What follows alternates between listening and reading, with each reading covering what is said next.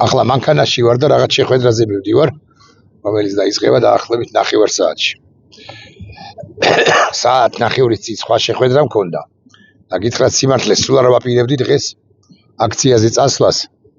იმიტომ რომ გვარიანად დაღლილი ვარ და ბევრი საქმე მაქვს კიდე.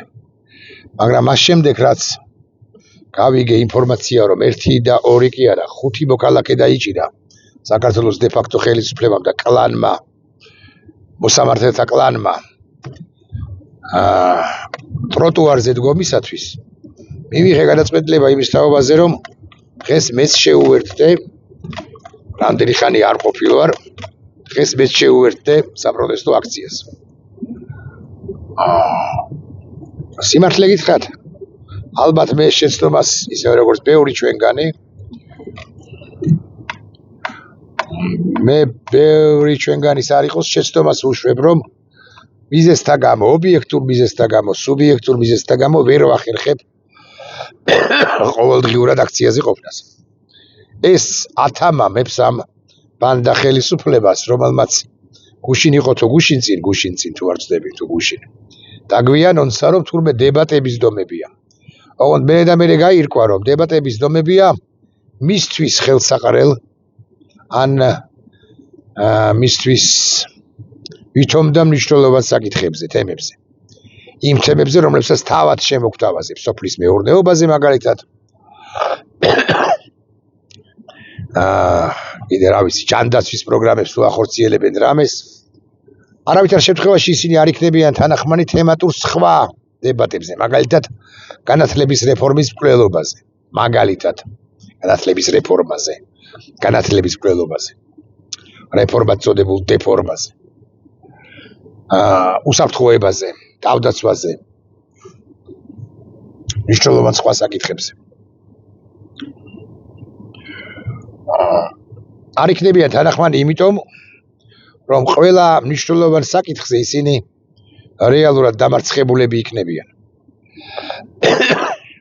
მეცაც გეტყვით მნიშვნელოვანი მათი პერსონები ვინც არიან, მაგალითად კობახიძე, ან პაპუაშვილი, ან რომელიმე სხვა პირველი ხუთეულის ბანდიტი, ისინი დებატებზე არც გამოვლენ. კობახიძე ბანდიტმა გუშინ იმედის თუ არ ვწდები და არ ვწდები იმედის ეთერში გითხრა, რომ საზოგადოებას შორის უნდა გაიმართოს, საზოგადოების წარმომადგენლებს შორის უნდა გაიმართოს დებატებიო.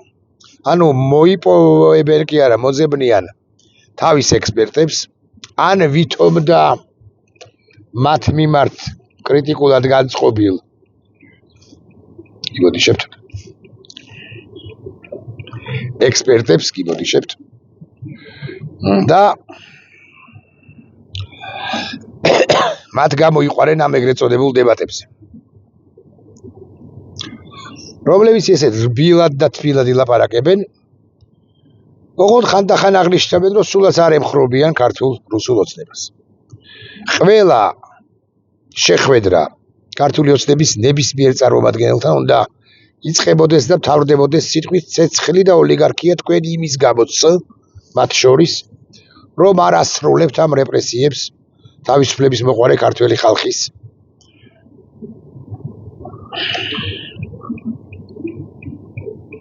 ესე მოყვევარში როგორც მივხვდი თავისუფლების მოყვარე ქართველი ხალხის წინააღმდეგ. არ ასრულებთ საქართველოს გრუზიად გარდაქმნის პროცესს. ამიტომ თავდაპირველი ჩემი პოზიცია იმის თაობაზე, რომ დებატების გამართვა სულაც არ იქნებოდა ცუდი, Facebook-ზე დავწერე და აქაც ვიტყვი ბარემ. პრინციპში შევცვალე მგონი ვიდეო ბლოგით ჩავწერე ერთი პატარა ამასთან დაკავშირებით. დაუბრუნდეთ მთავარ თემას. არ ვაპირებდი აკი გითხარით დღეს აქციაზე მისვლას. კვლავ ვიმეორებ, რომ ბევრი საქმე მქონდა და მაქვს, მაგრამ ამ უსამართლობის გაძლება და ამ უსამართლობასთან შეგუება პატიოსანი ადამიანების მხრიდან თუ მიერ წარმოუდგენელი მგონია. ამიტომ დაახლოებით 9 საათზე თქვენი არ იყოს, ბევრი თქვენგანის არ იყოს, მე ვიქნები აქციაზე დღესაც. ერთი ხელით ერთი პირით დებატებს გვთავაზობდე და მეორე პირით, მეორე ხელით ადამიანებს ესე აწამებდნენ, როგორც აწამებს საქართველოს ბანდა ხელისუფლება, პერსონალურად ივანიშვილი. ეს არის ცინიზმის საკმაოდ მაღალი მწვერვალი, რომელსაც ეს ბანდა ხელისუფლება იპყრობს, რაც შეეხება ეგრეთ წოდებულ დებატებს, ორ სიტყვას ვიტყვი. კიდევ მაღალზე მაღალი ალბათობით ბიზინა ივანიშვილმა მოითხოვა ეს დებატები. ოღონდ ბიზინა ივანიშვილიც სავარაუდოდ გულისხმობდა პროქსი პარტიებს, რომლებიც შექმნა ქართულმა ოცნებამ.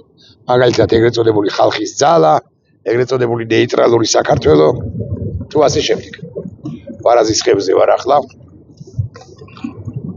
ეცდები რომ გავასწორო კი არა.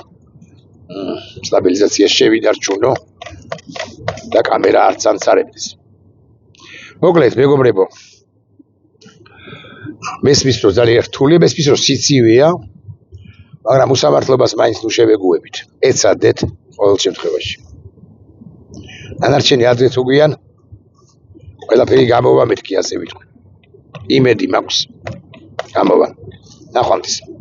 უკაცრავად რომ ესეთი არეულ-დარეული ვიდეო გამოგვივიდა. ნახვამდის.